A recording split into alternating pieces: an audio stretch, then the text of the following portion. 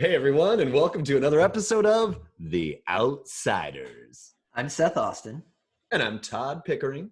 We're a couple of actors stuck on the outside trying to make our way to the inside of the biz.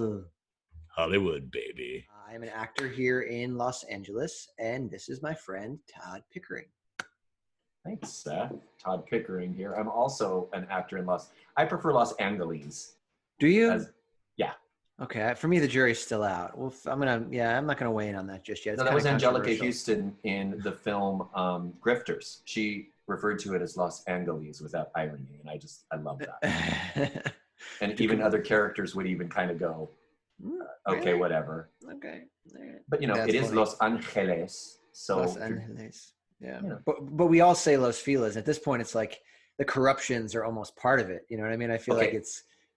So you're part of the intro. I'm from Nebraska, moved to San Francisco, and moved down here to LA. And I said Los Feliz wrong so many times, Seth, and everybody made fun of me. So I now pronounce that Los Feliz, which is the proper way to pronounce it, because I would pronounce it wrong. I think it's wait, let me try it. Los Feliz? Is that how they say it? No. It's Los Feliz. See, so that's so wrong.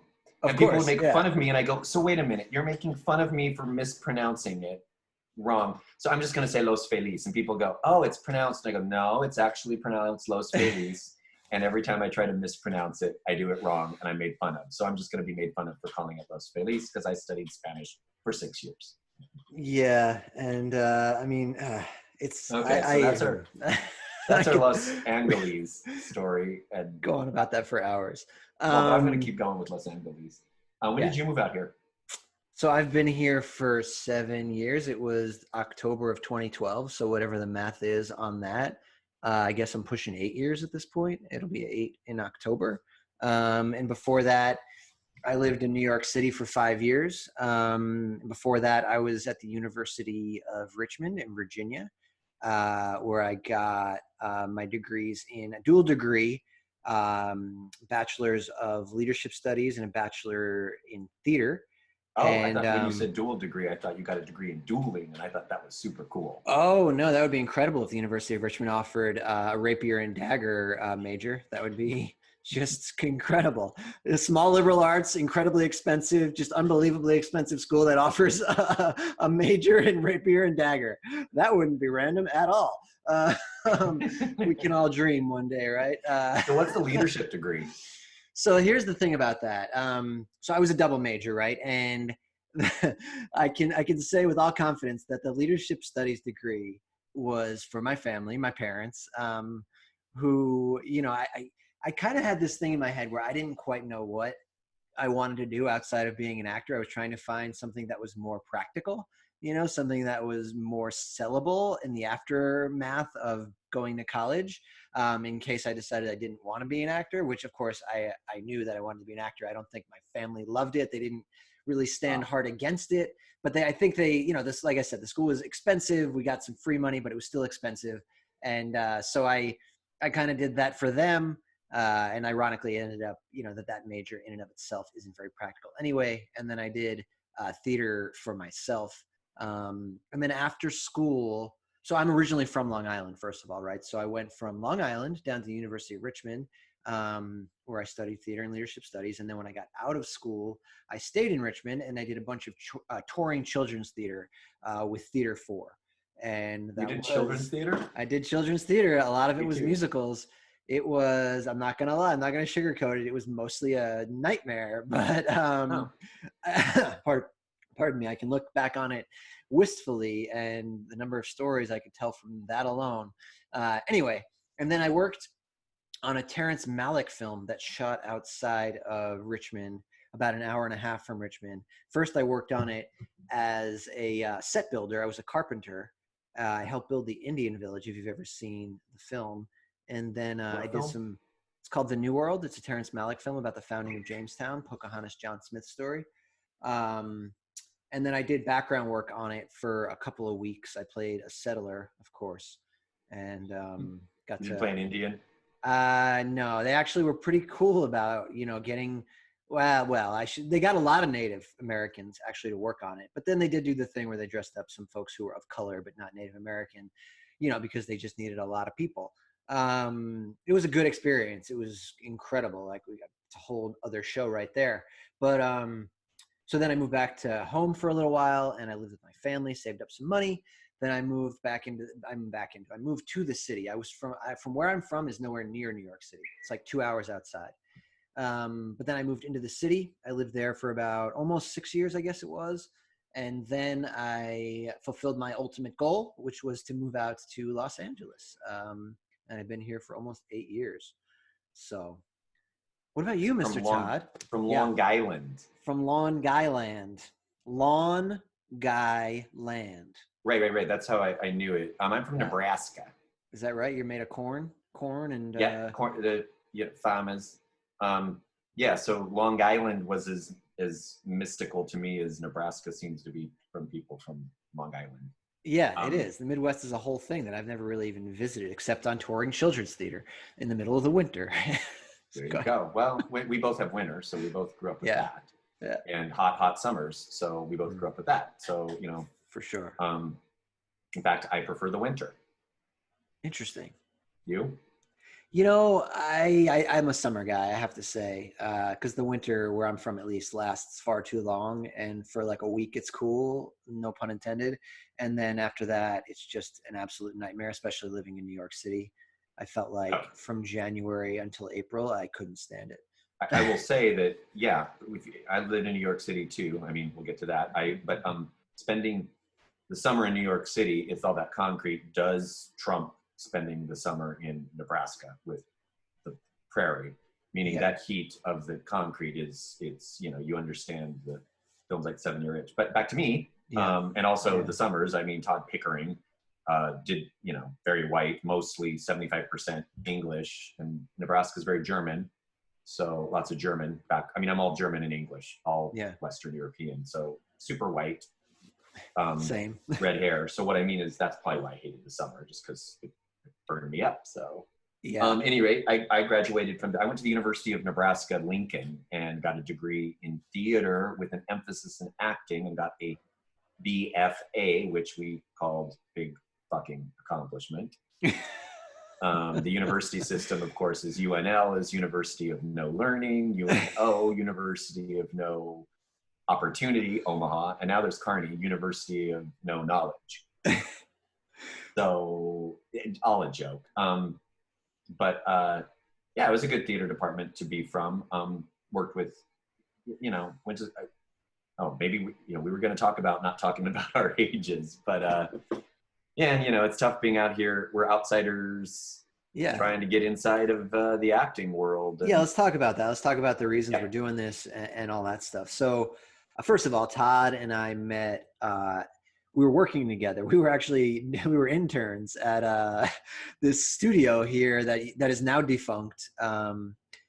It was called Cazd, spelled with a Z, C-A-Z-T, and it was well said, by the way. Yeah, because I have a casting director friend, and he said, "What are you doing tomorrow?" I said, "Oh, I have to work at Cazd." And he'd always be like, "You're the only person that pronounces the Z," and it's like, "Nope, I'm now with Seth, and we are the only two people in Los Angeles that pronounce the Z in Cazd." We're just pretentious enough to have that pronunciation down pat. Why was it called Cazd with a Z? I speculated that with so many things. I did think about this. I gave it some long, hard thought. I felt like with all the different things that are Hollywood casting in film, cast in Hollywood, like they were trying to differentiate themselves in some small way, right? So in doing that, they just probably confused everyone more because everyone was like, Kaz, well, what? It's just like, it was always a thing. People would call it Kaz tea. My one friend called it Kaz tea. Like she would say it fast, like Kaz tea. Like, whoa, that's weird. And some people would try to do the Z, but they'd give up in the middle and go Kaz. Yeah, or cats. My one friend would call it cats. Who was that called it cats? So here's another point of what we're doing here. This just like pulls our point up big time, is that we got theater degrees, so we say things like Kaz. Right, the correct way, right? Because that's so much of my technical training was like, no, you will pronounce these words correctly. Like, oh yeah, we had serious diction classes, like serious, being from the mid Midwest. Yeah. And back to the Long Island and there's Blunt was the accent book we studied. Okay. Do you know Blunt? Did you? No. Gary Blunt. We didn't. Sorry, go ahead. It was probably old, but Yeah. there were all these sentences that you would use to get certain vowel, and the Brooklynese is what the New York accent was called. And you kind of start with, for those that don't know, if they're interested in the accent, you kind of start with a basic dialect that, you know, once you move to New York, you know there's a difference between Brooklyn and the Bronx and Queens and Long Island, et cetera. Manhattan. But, but you get this generic accent. But it was the A's in the New York accent. And it was like, I have to ask you, are you from Nebraska? Or ask her, whatever. But, you know, so there's the New York A. I got to ask her, that A sound. So, you know, you study that and you pay attention. And I love that. I got an English minor, but you couldn't get a minor if you got a BFA. So, you know. Yeah.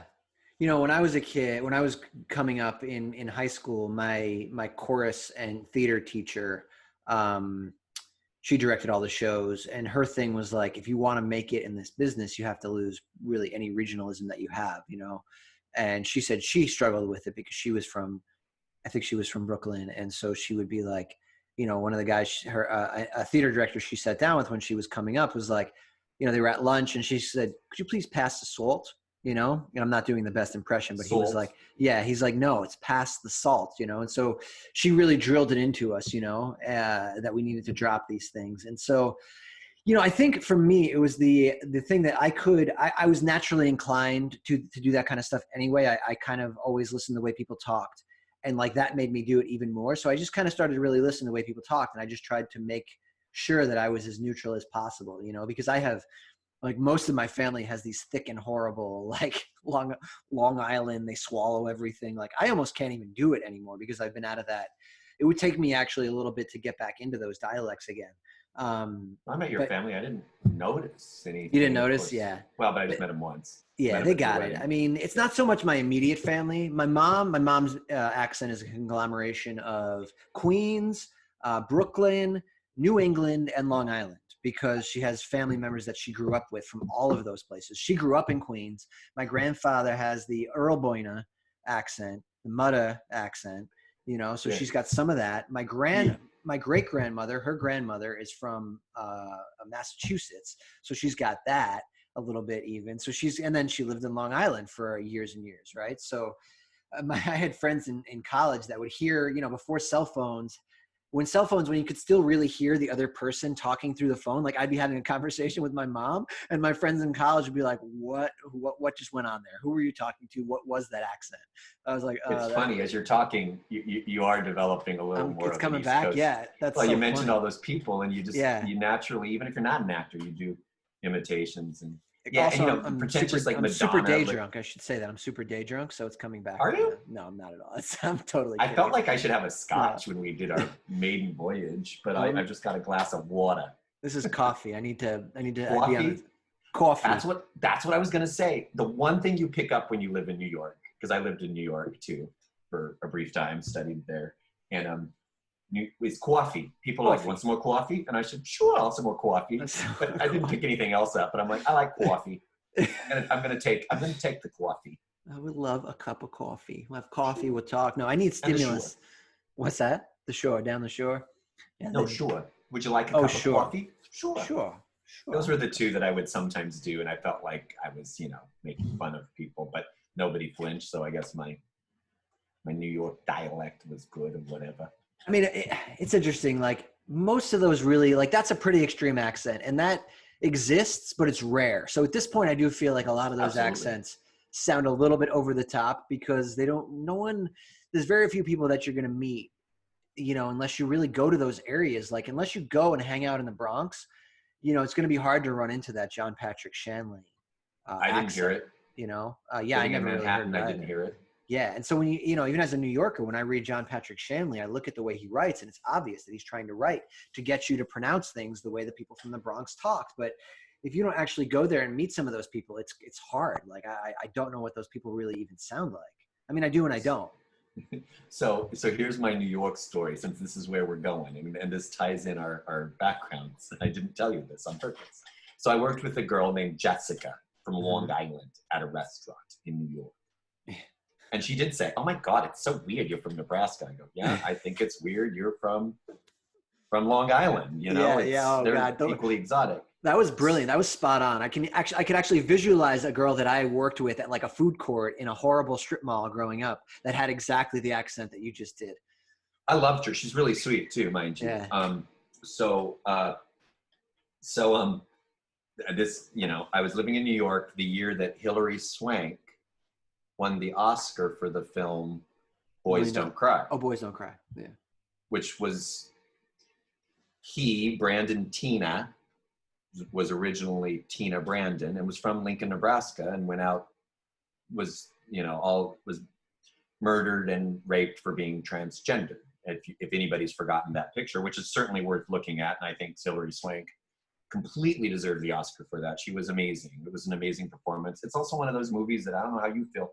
I saw that once. I'm like, yeah, don't ever need to see that again. I'm going to be brutally honest. I actually haven't seen that movie because of I just know how hard it would be. Like, I have to be in the mood for a movie like that. And for me, that kind of film is, or the best example I can think of was 12 Years a Slave, right? I absolutely thought it deserved Best Picture. I thought, like, Michael Fassbender, it's one of the most brilliant supporting actor performances or any acting performances I've ever seen on film. But I don't think I could ever watch it again, apart from some clips of him just to watch his brilliance. But overall, the film is just too troubling. Oh, I never watched that film. 12 Years a Slave, The Accused with Jodie Foster won the Oscar. Mm-hmm. Yeah. Any rate, so and we're going to digress like this, by the way. If you want to listen to us, I'm afraid this is. It's going to be a lot of digressions, people. Maybe we'll try to stay on topic. So but it's important, you know, the movie, and it's based on a true story, and we could have a whole episode of that. So, at any rate, that was the movie that won the Oscar.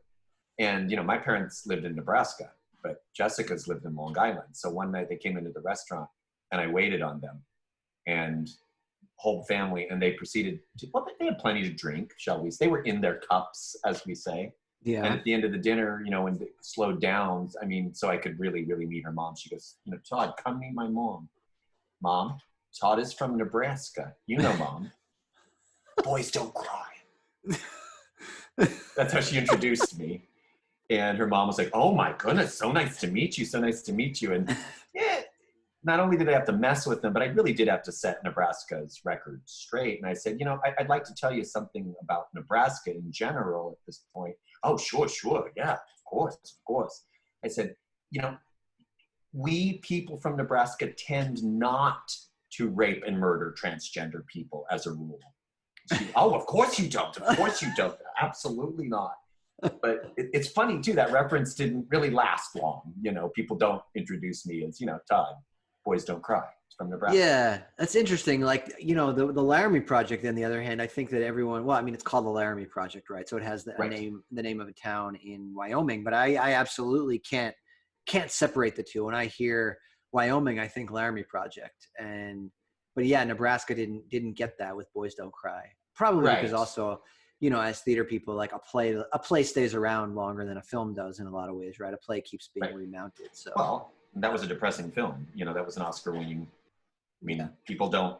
Oh, you know, I've had a bad day. Let's pop in Boys Don't Cry. Pop some popcorn. You know, so it's worth a look, though. I will say. I mean, you know, I do like to watch, and it you know, you do learn in movies like that. So I'm all for seeing 12 Years a Slave. No, I need to watch Boys Don't Cry now that you mention it, but I think we need to get back on topic. So, well, I studied in New York. Mostly I've lived in San Francisco, I should say. So I've only been in LA for 5 years about. Yeah. But it's been a slow process moving from taking care of my family in Nebraska and settling some things. So I was living there, and I was slowly moving from San Francisco, staying with friends down here. So yeah, you've been kind of back and forth. Yeah, Yeah, I mean, so still I'm relatively new. And then, of course, here we are in a pandemic. So we're kind of stopped. So here we are chatting. Yeah, so Todd and I met at that place, Kazd, and, you know, we had shifts together, and we became friends. And I'm going to be 100% honest. When I first met Todd, I was like, holy hell, this guy talks a lot. And like, there were days I'd be like, I can't keep up with this. Like, I don't know what to say. Like, this is just, it's too much for me. It's stressful. Why is it stressful? But then, you know, we became friends a little bit more. And, you know, we developed a mutual respect for each other. And I think Todd was very complimentary of me at the beginning. Like, like he mentioned earlier, both came from theater backgrounds, and we both took ourselves seriously as actors, and we were here to do something, And Right. then Todd invited all of us at Kaz to come see his show in the Hollywood Fringe Festival. It is called, even if it's wrong. It's a one-man show about the trials and tribulations of his mother going through the stages of dementia, and I can honestly say I was blown away by his performance in it, and deepened my respect for him even more. Let's not lie; it's really nice when you can, when you have an actor friend, and then you see them, and you also think that they're an incredible actor. Like it really does. It's I don't want to mince words on this. It really makes the relationship that much stronger, right? Because it just feels really honest, and you can tell someone that you can honestly say, like, I love you as an actor, And that was my moment for Todd. And so I kind of had a feeling that from that point on we would be pretty tight, and I'm not gonna lie to you and say that we're best friends, but we're really good friends at this point. Todd came to my wedding, and even and nobody's ever told me I've talked too much. That's the first I've heard that. Is that right, Todd? Probably because you were busy talking too much to listen to them tell you that you talk. I'm sorry. Wait, what did you say? I did never mind. It's not important. It's not. I do listen. I do talk too much, but I do listen. No, that's a joke. Todd is a very, very good listener. After all, he is an actor, and that's what we do, right? We listen. Oh, not all actors are listeners. That's not true. That's another topic. Busting out the big guns, hating on. Well, the not all actors people right are. away. No, not all people are listeners. So a lot of people wait for their turn to talk that aren't actors. Also, those people are. Yeah. Those people are funny. Those are fun people too. Sometimes. Oh, absolutely. I mean, in small doses. Absolutely. I mean, and there's different degrees of it, right? We can go into acting technique for hours, but well, thank you for your comment. I mean, I recall, my story meeting. It was a great staff we had at Kaz in our particularly our group, and because there was 3 or 4 people that would work. Yeah, it really was a good group. And a manager, and early on at Kaz, I filled in for somebody on a different day, and I'm like, oh yeah, I'm not doing that again. Like, our group is great. And I remember you saying that. Yeah. Yeah. And I recall you were working on your reel, and it's a scary thing when you're with your actor friends. You're just like, oh, please tell me they're not crappy actors. And I have to or if I have to go to their shows and why. You were great. You were really good. Sure, you're going to see your actors in some bad production, your actor friends in some bad productions, or they're grossly miscast, and that's okay. But you still don't want to say to them, "Oh, great job," and you always do, because what else are you going to say? But I saw your reel, and you asked me some questions, and early on, I'm trying to find people to connect with too here in LA, and it's like, wow, he's really good. He's really good. His reel looks great. And you were seriously asking me, does it seem good? And yeah, he's asking me, he's really good. You got to give somebody a good opinion, because you're going to put it on a reel or you're going to put it out there. It's got to be good here. You can't mess around. Yeah. So yeah, mutual respect from day one, and a great place to work, especially to see what not to do. Watching other actors come in. Yeah, for a while we were actually able to watch everyone's auditions there. We could even I got to see some famous people's auditions, which was really strange that we kind of had that access. But going back to Todd, what you were saying about, reaching out and we're wanting to build a community here. That's the big purpose, I think. That's what's really inspired me to want to do this podcast. I think we really want to share our stories with the community at large out there, just because this can be a lonely business, especially in Los Angeles, at least in New York, you can go hang out at the Actors Equity building. Even if you're in non-equity, you can kind of go hang out there a lot, and you can build a community. You build a community just from that. A lot of the best friends that I still have in New York were friends that I met at auditions, and it just kind of automatically happens, I think, in that city. Whereas in LA, it doesn't really. So, and especially, I mean, right now, how are people that are fresh off the boat, pardon the expression, I use it comedically to describe anyone who's new anywhere. Anyway, how are people who are, isn't it? Yeah. Like, one time when I said it to someone, they got kind of offended, but I didn't mean it in any, I meant it just for anyone who's new. Anyway, so like I have a friend in my acting class who had only moved here just a couple of months ago. And I realized like I should have reached out to him sooner because like, you know, he's still here during this pandemic. He didn't go back to New York where his family is. And like, I can't imagine how lonely he must be during this time. He just got here. He's trying to be an actor. I mean, he is an actor and he's trying to build his community here. And yeah, so that's a big part of my motivation behind doing this. Like, I just want people to feel like there's other people like them out there and, you know, it's going to be okay. Yeah. I hope some of our stories will inspire, amuse, and you find them useful. I mean, that's, you know, I know I look to lots of resources, so hopefully we offer something. Yeah. Yeah. Only time will tell. And I would love to get to a point in this where we have people who have listened, maybe they've listened to the show and they say, you know, you guys should talk about this. This is a thing that actors deal with all the time. And then maybe they come on the show and talk about it. You know, I would love for us to get to that point. Absolutely. I mean, this is really hard for us to figure out what to talk about for the first time. You know, yeah. We have a million ideas.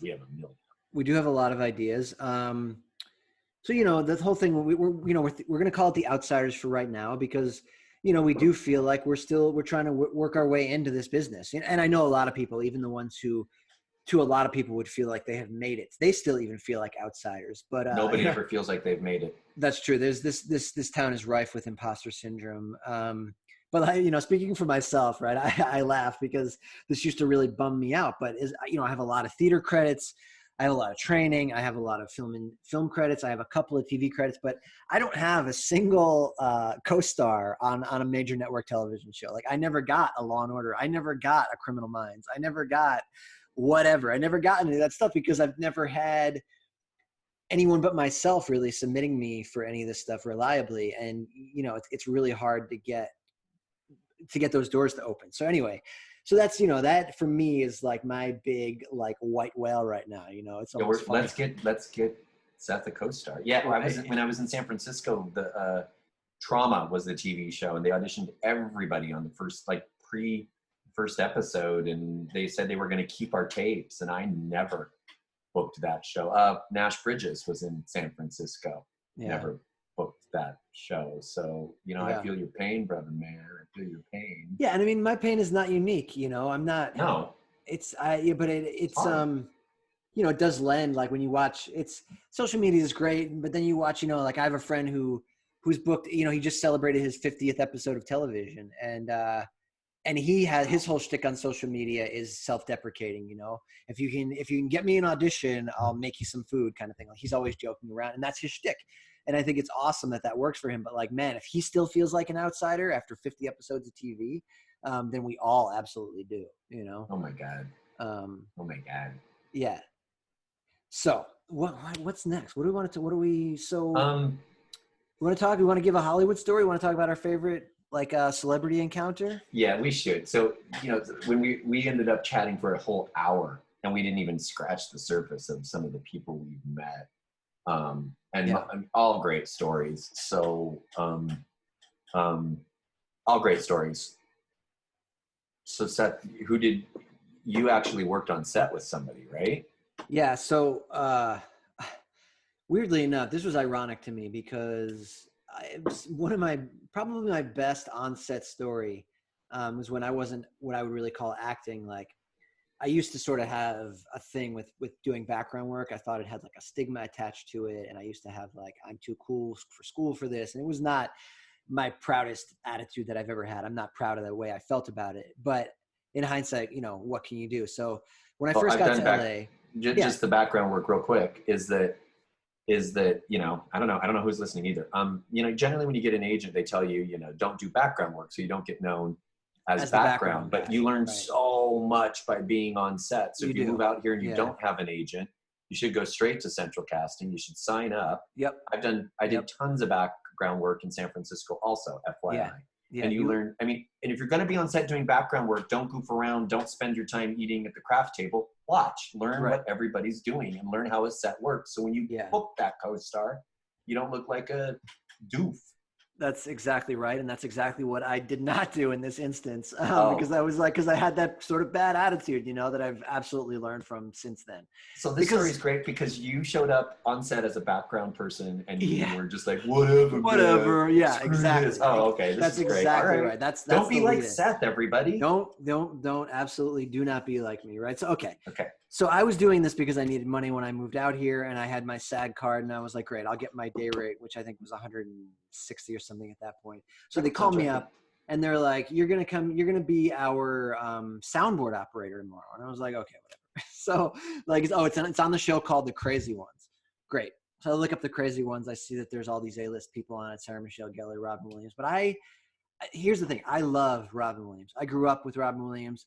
I'm not unique in this, but he is one of my idols. I mean, as far as an actor, a comedic figure, a person, like I idolized him. Mrs. Doubtfire, the genie, etc.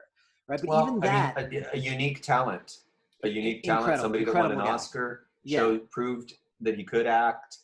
Even all that, even all my admiration of him, I was in such a weird place that wasn't enough to get me excited about being there that day. You still were. I show up and I'm like, attitude. I show up and I'm like, and he's like, I'm like, they're not going to use me, whatever. I'm just waiting for lunch to happen. This is the beginning of the day, right? The first part of the day, they weren't using me. I was like just hanging by the crafty table, like you said. Yeah. Robin Williams is in the way away from wherever I am. He's doing his scene at the beginning. He's like fighting a giant life-size Rock'em Sock'em robot, But I'm in a funk. Yeah, it was actually really cool. But I am in a funk, right? And I'm like, so lunch comes and goes, and I'm full, right? And one of the PAs comes and gets me, and they're like, okay, so we told you, right? You're going to be our soundboard operator. And I was like, yeah, to clarify, you're playing the part of a soundboard operator. I was like, right, I'm playing the part of the soundboard operator. Right. So I'm like, yeah, okay. So they're like, okay, so you're going to go in through that door there, and you're going to sit down in front of the soundboard, right? So I see, like, they had completely changed the setup after lunch, and it's in this very small enclosed space, which is going to be a recording studio, right? And so I walk through the door, and all this crew and everyone's in there, and I hear, hey, everybody, it's Moby. And he starts laughing and clapping, and I'm like, what is happening right now? And I start to get a little bit embarrassed. A little bit more embarrassed. But then I realize that Robin Williams is roasting me in front He's talking about you. Everybody, right? And my head just explodes. I'm like, it's hilarious, but it's also a little bit embarrassing, and everyone's laughing, and I'm just like, I just go with it, and I start laughing. And I'm turning red, I'm sure, because I mean, first of all, I do kind of look like Moby. And well, first of all, really, is that one of my biggest idol in the industry probably is roasting me. And this is, I mean, what higher honor is there, right? And you've been roasted by Robin Williams. I've been roasted by Robin Williams. It was, that's a small group.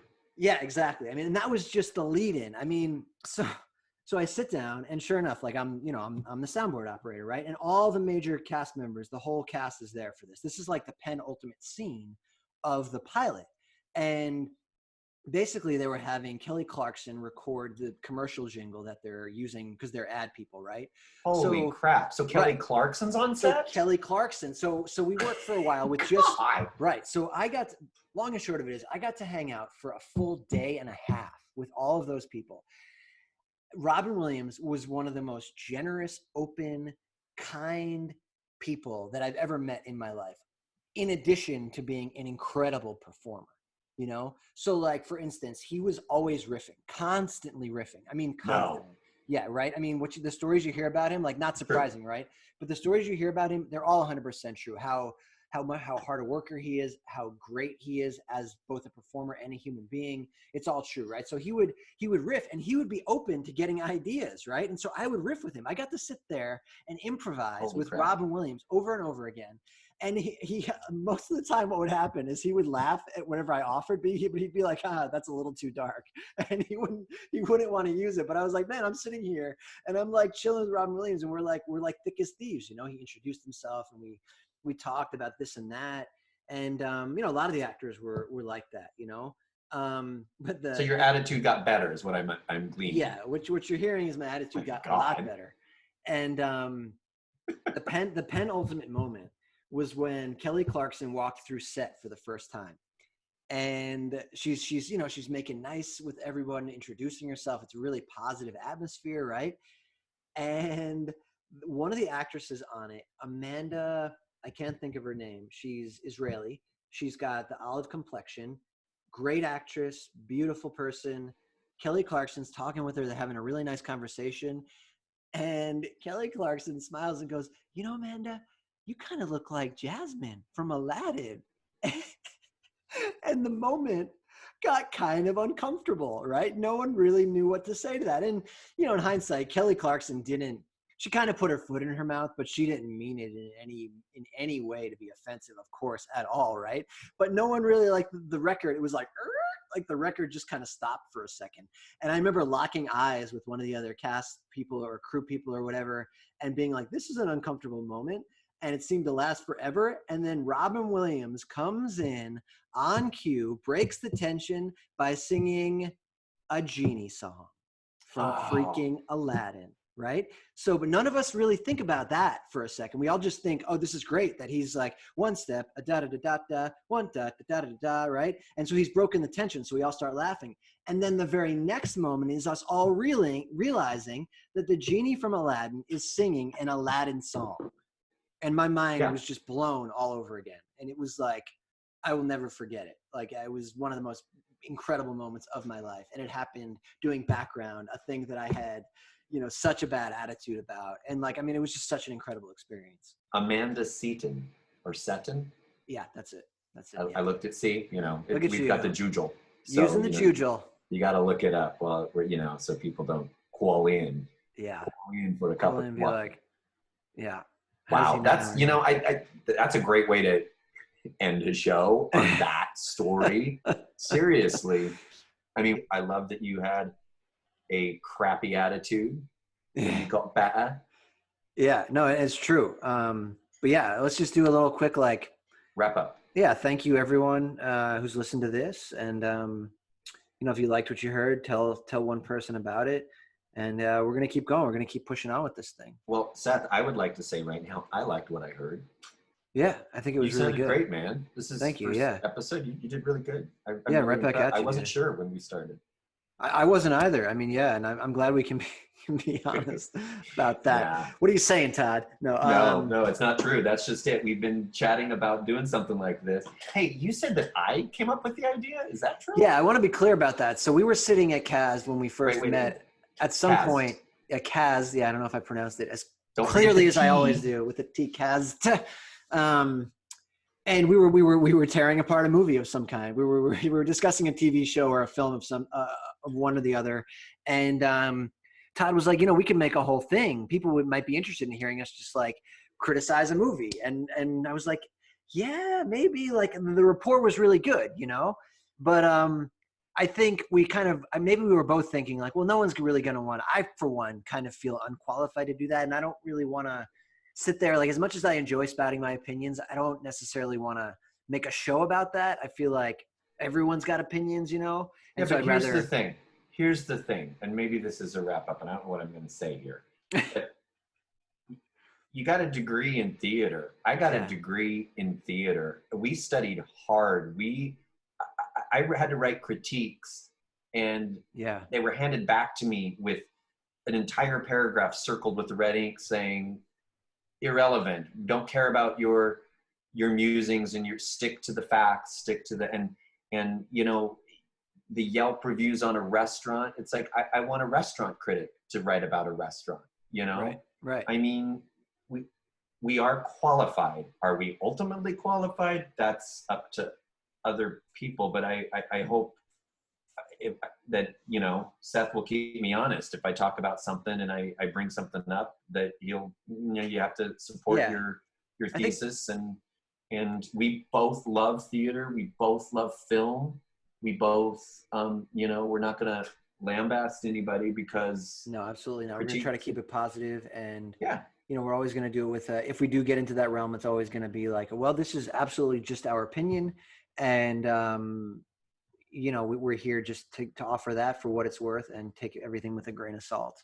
Well, our discussion today on those films, those are very difficult films. And I think, you know, I mean, The Accused, 12 Years a Slave, and Boys Don't Cry, the subject matters are intense, and the scenes are a little too well filmed, I have to say. I don't like a lot of the scenes in those movies. I think the camera stays on them a little too long. It's And interesting. It's interesting. just because, I get it that some people don't know. I mean, I'm from Nebraska. We have generally one of the top education systems in America. I learned from moving up to California, and I had some really good teachers, and we studied the Holocaust. We studied slavery, accused, and I mean, we didn't study transgender issues back then, but serious stuff. What happens to those characters, and they're beautifully performed, but it's intense subject matter. Yeah. So I warn you all, if especially during this time, Yeah. I wouldn't watch those as either of those movies as a double feature. No, and watch it maybe when you're in a okay mood, because if you're feeling weird already, they might sink you even further into that. And I agree. I think you should Yeah. be actually in a good mood, have had a good day to watch a movie like that, and especially hopefully it's right now, instructional and- because everyone's in a weird mood these days, I think. So All right. Well, Seth, we this couldn't is call it a fun. day. All Let's right. call it a day. Let's call go it get that a- scotch. And what were call you it- going to drink? Scotch. I have no idea. Probably more coffee. More coffee. Let's More have another coffee. cup of coffee. Tune in again and we'll talk. No big whoop. All right. No big whoop at all. Thanks, Toddy. Bye. Bye.